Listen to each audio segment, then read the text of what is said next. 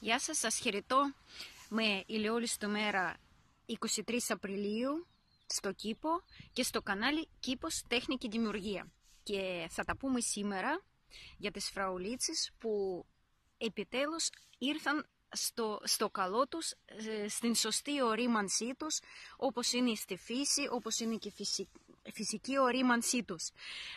Πάμε να δούμε τι βρήκα. Επιτέλους μετά από και κρύα που είχαμε και τις δουλειές που κάναμε που είδατε και εσείς στο βίντεο, κοιτάξτε τι γίνεται εδώ, μία πίσω από την άλλη και εκεί ετοιμάζονται και άλλα.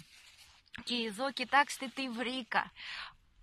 Αρχίζουν και δίνουν οι φραουλίτσες τη σωστή τους απόδοση μετά από την πρώτη χρονιά που όταν σας έλεγα στα άλλα βίντεο που τα κάναμε και περιμέναμε να βγούνε, κοιτάξτε τι γίνεται, ολόκληρα τσαμπιά από φράουλες, κοιτάξτε και εδώ που σιγά σιγά οριμάζουν. Και πάμε να δούμε και εδώ κάτι γίγαντες βρήκαμε. Αυτή η φραουλίτσα είπαμε και να είπα εγώ λέξη γίγαντας γιατί όντως για αυτή την ποικιλία είναι μεγάλες οι φραουλίτσες, γιατί είναι μικρόκαρπη φραουλιά, όπως λέγαμε είναι η ποικιλία φάγμα του κόσμου. Εσείς μπορείτε να βρείτε και άλλες ποικιλίες μικρόσωμες που υπάρχουν. Κοιτάξτε τι γίνεται ρε παιδιά, μία πίσω από την άλλη και οριμάζουν. Κοιτάξτε ολόκληρα τσαμπιά και εδώ, γιατί τώρα φτάσαμε να την κόπηκε και αυτή, σημαίνει ότι είναι τελείως όριμη και αποκόπηκε και μόνη της τώρα με το απλό κούνημα.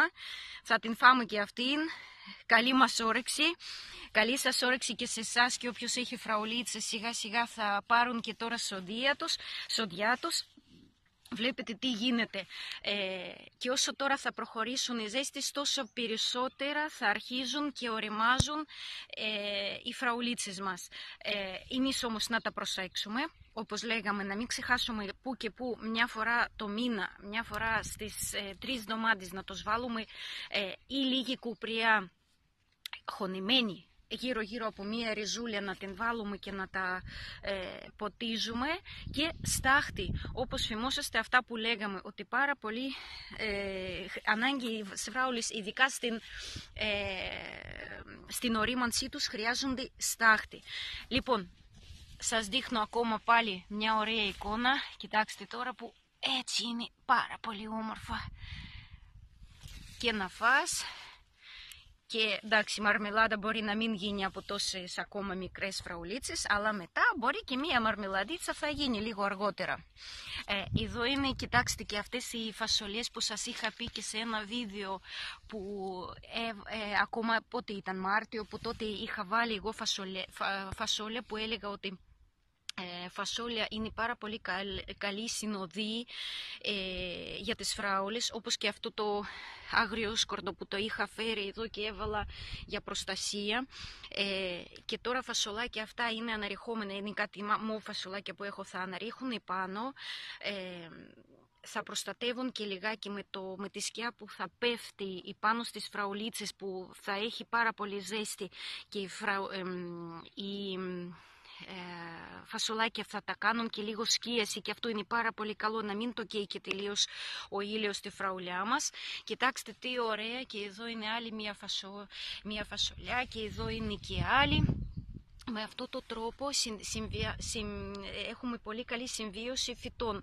Φασόλια δίνουν άζωτο που συσσωρεύουν μέσα στις ρίζες τους. Φραουλίτσες πάνε και τις ριζούλες τους και τα τρώνε, και με αυτόν τον τρόπο ένα φυτό βοηθάει στο άλλο, και άγριο σκορδο προστατεύει και διώχνει τα μυρμήγκια, που και τα μυρμήγκια έρχονται να γευστούν τις φραουλίτσες μας. Αλλά εντάξει, αν δεν μας ενοχλούν και πολύ, δεν ενοχλούμε και εμείς τα μυρμηγκάκια. 1, 2, 3 σκόρδα να βάλετε γύρω από τις φραουλίτσες σας, ήδη θα κάνει τη δουλειά. Δεν θα πατήσει το μυρμήγκι σε μεγάλη ποσότητα, σημαίνει θα κρατήσουμε την καλλιέργεια μας στις φραουλίτσες μας σε καλή κατάσταση.